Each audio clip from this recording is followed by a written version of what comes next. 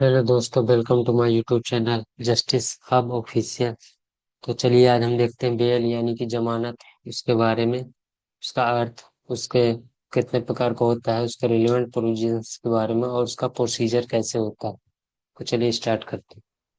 पहले देखिए, जैसे पहले इसका देखिए मीनिंग देखते हैं। Bail is a legal process through which a person, एक व्यक्ति के द्वारा हु हैज बीन अरेस्टेड, जो गिरफ्तार होता है, रिलीज फ्रॉम कस्टडी, कस्टडी से रिहा किया जाता है। The condition that he will appear, तैयार होना चाहिए, बिफोर द कोर्ट, कोर्ट के पहले, और इन्वेस्टिगेटिंग, जांच होनी चाहिए, अथॉरिटीज व्हेन यू रिक्वायर्ड, जो जरूरत होती है।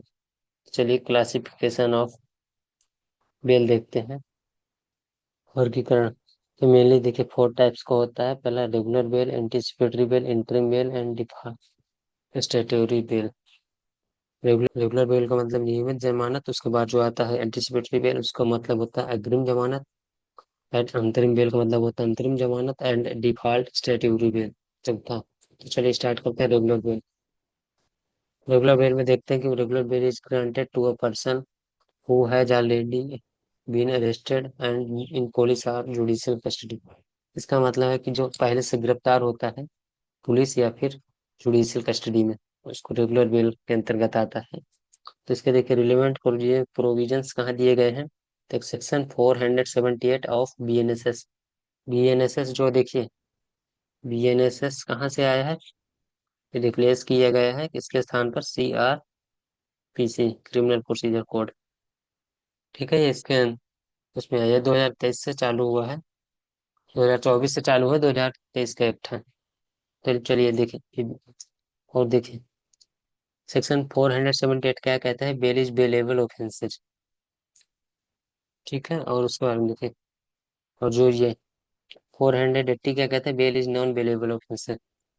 तो मतलब जो बेलेबल ऑफेंसेज का मतलब जो जमानती अपराध है वो बेल के अंतर्गत है, जो बिना जमानती अपराध है वो भी बेल के अंतर्गत है। वो सेक्शन 480 इसे कहता है और वो उसे कहता है। तुम देखिए regular bail is bailable offences section 400।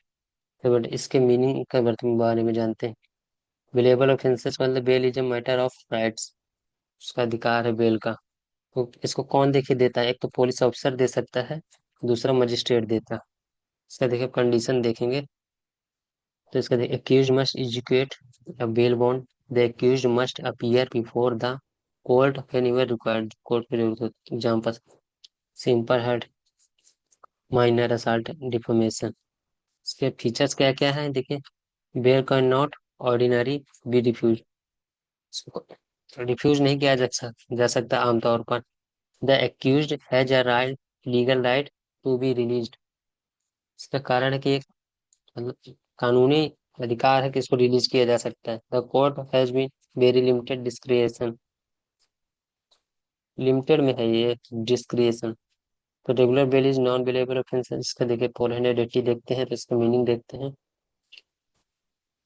A bailable offences bail is not a matter of right, matter of right नहीं, it is granted the description of court, factor consideration by court, nature and gravity offenses, severity and punishment, criminal antecedents, possibility of absconding, ठीक है, chance of tampering with evidence की जरूरत होती है, possibility of influences witness की होती है, और पब्लिक इंटरेस्ट होना चाहिए। जैसे देखें एग्जाम्पल्स के लिए देखें, मर्डर होना चाहिए, रेप होना चाहिए, डकैती।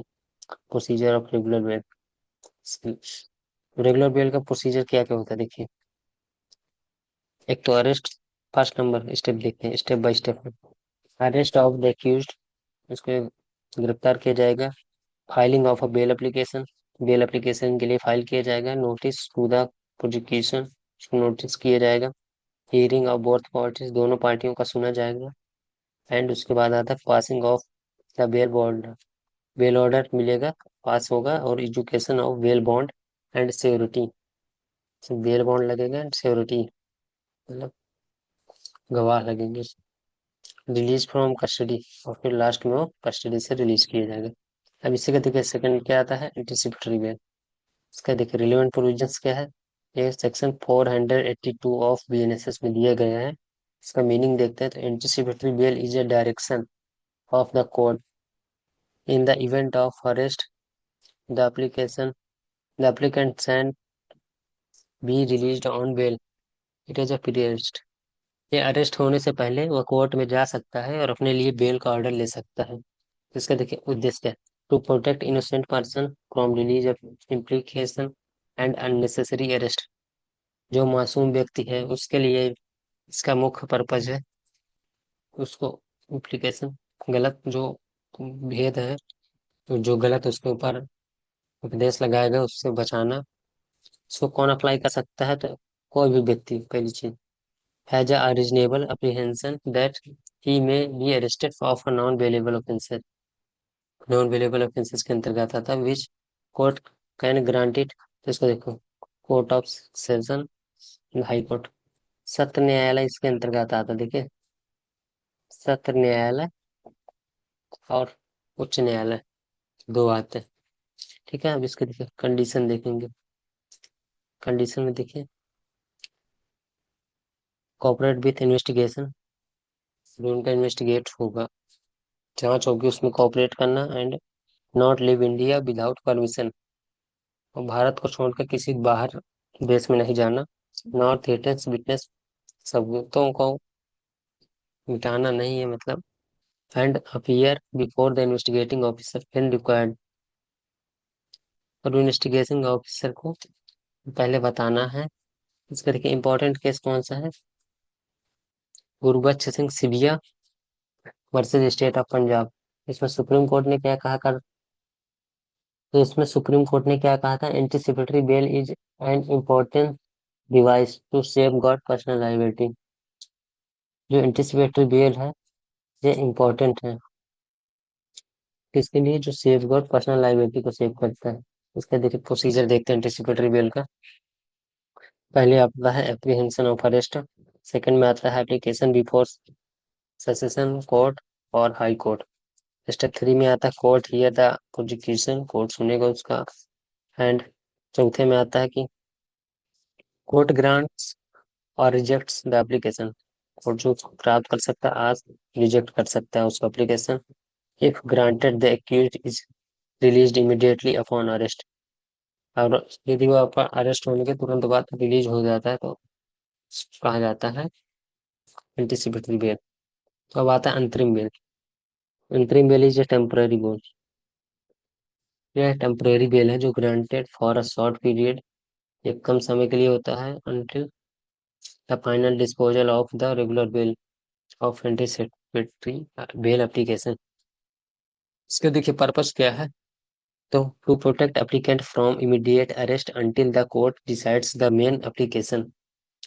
देखिए पहले बताया था ना, जो इसमें डिसाइड कोर्ट डिसाइड करता है जो इमीडिएट तत्कालिक जो अरेस्ट हुआ उसके लिए।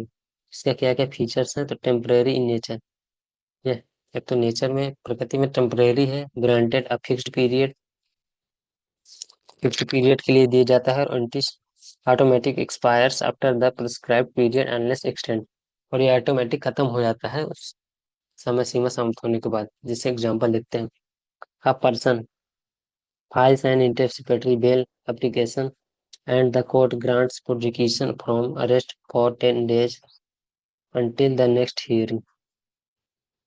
देखो, एक व्यक्ति जो फाइल कर सकता है एंटीसिपेटरी बेल, तो application and the court grants उसको प्रोटेक्शन देता है अरेस्ट फ्रॉम 10 days, नेक्स्ट 10 दिन के हियरिंग के पूर्व उसको। तो उससे देखिए क्या आता है, डिफॉल्ट या स्टेट ड्यूरी बेल। तो देखिए रिलेवेंट प्रोविजंस कहाँ दिया गया है, तो देखिए section 187 of sub clause 3 of BNSS।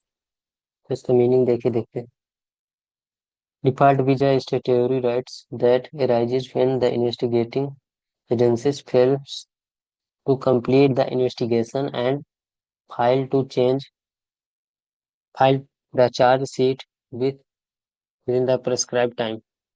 इसमें देखिए टाइम लिमिट्स कितने दिन का होता है, 90 डेज का। तो फॉर ऑफेंसेस के लिए पनिशमेंट क्या है, देखिए एक तो डेथ के लिए लाइफ इम्प्रिजमेंट, जीवन कारावास, इम्प्रिजमेंट ऑफ 10 years या मोर। 16 days के लिए for all other offences, condition क्या होगा तो देखें, प्रोविजंस जो थे अंडर दिए गए हैं बीएनएसएस के अंतर्गत में, तो देखें देखते हैं उसके बारे में।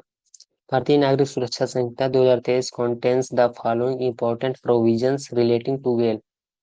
कौन कौन से रिलेट करते हैं तो देखिए, section 478 bail is bailable offences, 480 bail is non bailable offences, 482 anticipatory bail, 187 of sub clause 3 default statutory bell.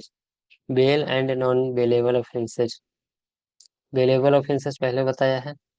देखिए, available offences is one which bail is a matter of rights.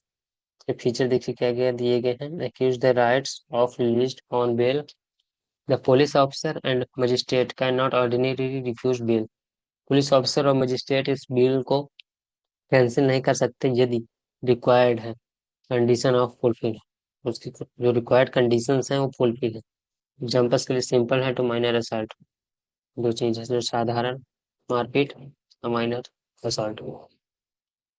दूसरा देखते हैं, non bailable offences. Non bailable offences is one in which bail is not matter of rights and it's safeguard granted at the discretion of the court। इसके देखिए factor देखेंगे तो considers by the court nature and gravity of the offenses, evidence against the accused, criminal antecedents, possibility of scolding। अब देखिए इसका इसके बारे में, likelihood of influencing witness or tampering with evidence, examples murder, rape, डकैती, execution of grants of bail।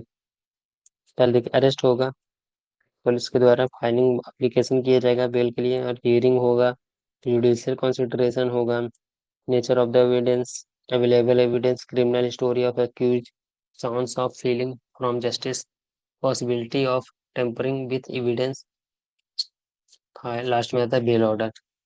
If satisfied the courts grant the bail subject certain conditions. Step number 6 आता है execution of bail bonds. accused when you require the surety execute bail bond released from custody after completion with the formalities according the released from custody।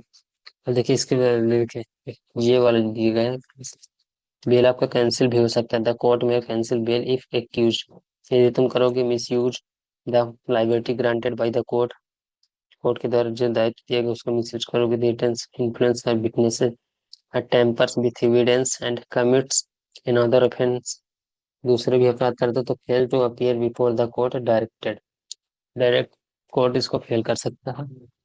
देखिए important जो है examination point देखेंगे, bail offences, bail is a right, non bailable offences, bail is a discretion of the court, anticipatory bail section 482 BNSS, default bail दिया गया 187 of sub clause 3 of BNSS, and regular bail दिया गया है 478 and 480 BNSS. देखिए इसके बारे में बताता हूँ, परिभाषा के बारे में। Bail means release a person accused of an offense from legal custody, from furnishing security of a bond with an undertaking to appear before the court whenever required। चलिए यहाँ तक अब रहा, थैंक यू।